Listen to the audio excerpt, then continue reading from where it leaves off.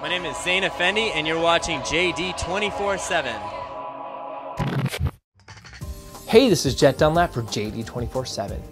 In this very special interview, we get to speak with best friend of the show, Zain Effendi. He's nominated for Best Film Score here at the 2010 HMMAs. Here is that interview.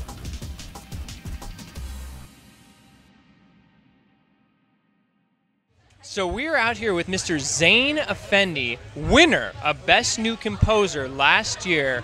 What were you nominated for this year, and how are you going to win it? This year I'm nominated for Best Original Score for a documentary. The name of the documentary is Where My Heart Beats. It's an Afghanistani film, super touching, and really excited to be here. Zain, I think you're going to get one of the best questions. What changed in your career from getting nominated last year to today? What did the HMMAs do for you as far as inspiration and just groundwork that it laid?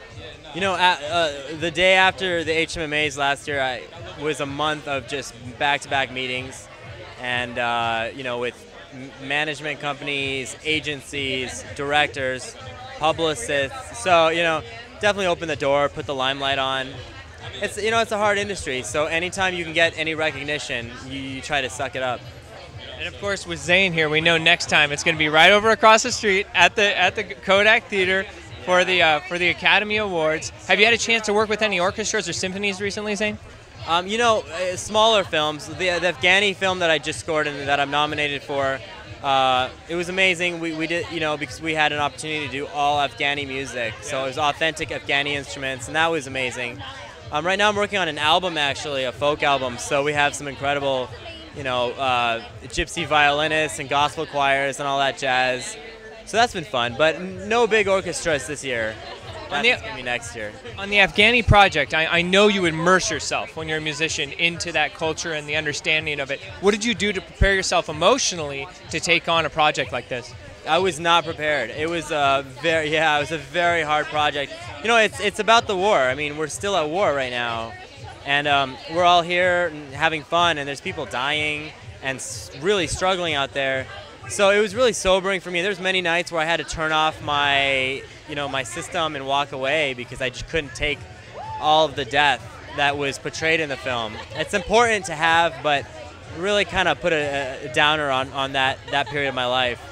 It wasn't hard to find good music to write to something like that. But I'm sure you feel that the music gives some kind of heart and life and attention to this struggle and the plight of the piece that you were going for. Yeah, you know, watching some of those scenes where people are being executed, and there's a lot to work with, man. You know, but it's sad. It's a bittersweet, you know, to be nominated for my work that I worked so hard on. But at the same time, I feel like I should be spreading the message that there's no point. It's really sad. We need to end this thing, you know, and people need to come home, and it needs to be done. It needs to be done. What would your advice be for struggling musicians out there who want to follow in the same footsteps you're in? What would you tell them to stay vigilant and persistent for their business? Living in the moment and living in gratitude for everything that comes your way. We tend to get selfish and want something, or we think we need something, but usually it turns out the universe has a better plan for us. So you might lose a gig, and just right around the corner is the dream gig that you wouldn't have had if you lost the one before it. You really never know. You just kind of have to sit in the passenger seat and you know, enjoy the ride.